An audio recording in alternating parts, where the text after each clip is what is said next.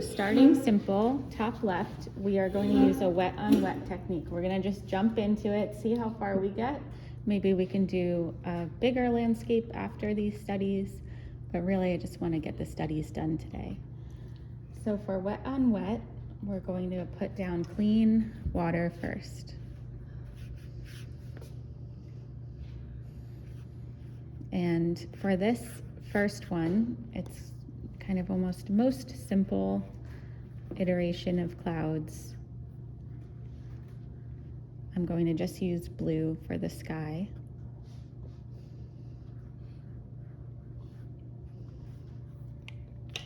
And I'm going to take a tissue, which you're welcome to use as well, or you can use a paper towel from the sink. And I'm going to pick up a cerulean blue and just start to drop that into my wet wash, and I'm going to leave areas white. So if we want something to be white in watercolor, we need to use the page to do that. Now I'm just going to start by kind of almost outlining. Let's do 3 clouds, maybe one little guy over here, and then I'll fill in around this area. And I want to work quick enough that this doesn't hold or keep hard lines and hard edges to it. So Your original outlines don't have hard edges. correct. Okay. Yeah. So even the first ones that I put in, I can go back and it's still wet around, and I'm blending blue. And we can also put a little either cobalt or French ultramarine in. Also really good blue sky colors. French ultramarine is a little bit more like on the purpley side, so on the warmer side. Okay.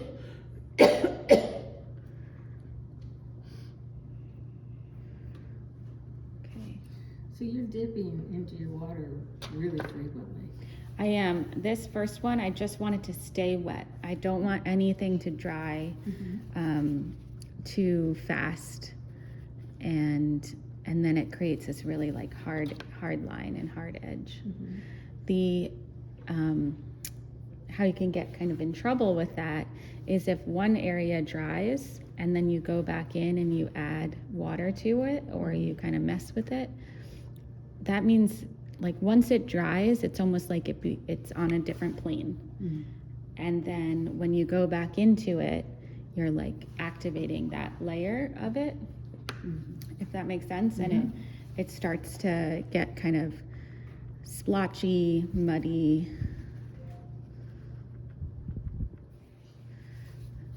So just using, I left a good amount of white space, so I don't need to use my tissue too much. What are you trying to do with the tissue? Kind of blur the lines together? I'm just making sure, trying to really lift any blue out of the cloud area and make sure that that stays really White. nice and bright and white. Yeah. And a tissue over a paper towel. So, The thing about the tissue is that it is softer and it has no pattern. So the paper towel is going to have a pattern to it, even if it's just dots. Right, I always heard that if you buy the Viva paper towel, that has no pattern either. It's Okay. completely Yeah. plain. Yeah. And some paper towels are like fibrous Right. and And like Bounty, it's patternless. lots of, Yeah. grids and patterns and yeah. things. And those are good But too. usually Kleenexes never have a pattern. Yeah, So yeah. you don't have to. Yeah. You don't have to buy the right Kleenex. Yeah. So as this dries now, I'm going to be able to put in a harder edge to my clouds. So we want this layer to pretty much dry completely. It's not quite there. I'm seeing, when I look to the side, I'm seeing a little bit of glisten on the page. This is, like, just to note, this is hot press paper, so you're seeing granulation of the paint. And This French Elm made more granular. I don't think it, I feel like the cerulean can be granulated, which is what you're seeing here. But also the hot press paper just being so smooth, it's almost like you see the fibers Is that what if you're you using, work, the hot press? yeah, Okay. if you work wet on wet. Why did you choose that? I had it. Oh, I want to use it. Yeah. You're welcome to use some too. I just wonder how you choose hot over cold, what makes you make that choice? Mhm. A lot of times, hot press is, I like to practice on. I like to use it for workshops because I can buy it in bulk and it's very thick to apply and it won't wobble and wrinkle as much.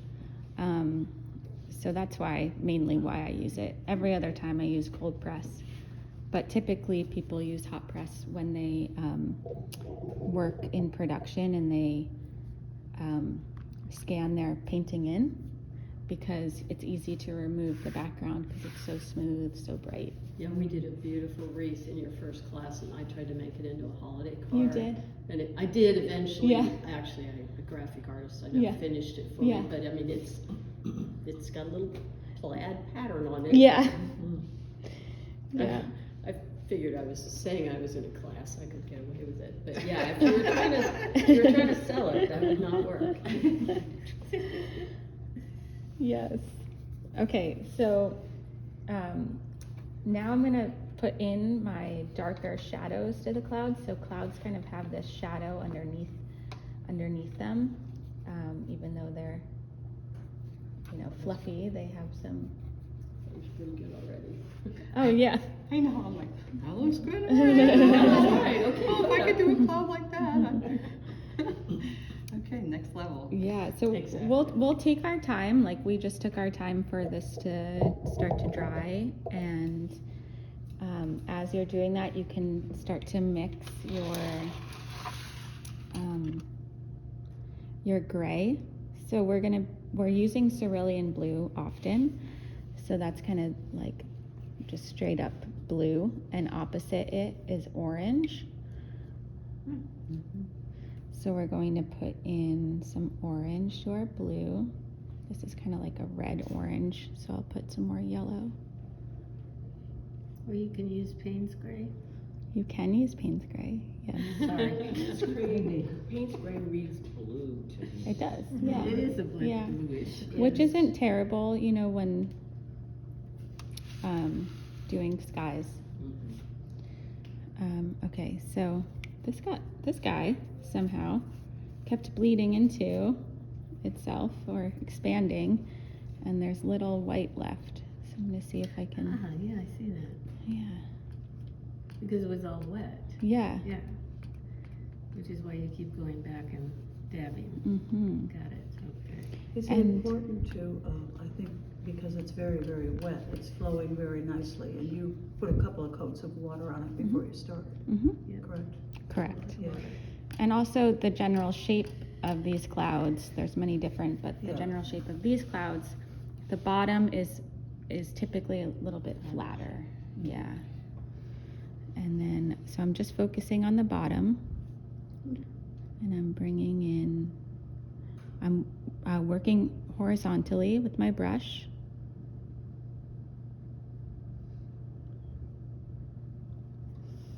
Okay, let's lighten that value a little bit. So I'm blending, drying my brush, cleaning it off, softening that edge. It's even still too wet. You want it a little drier. I want it a little And drier. This is the underside of the white cloud. Correct. Is it a storm cloud? It's not. Even sunny day clouds can have The shadow. the shadow underneath.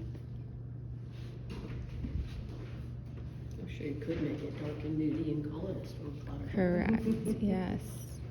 Or even lighter if it's feeling too, Maybe Um, thunderheads, They go way up in the Underhead's sky. going up, yeah. You Little don't rounders. see- Yeah.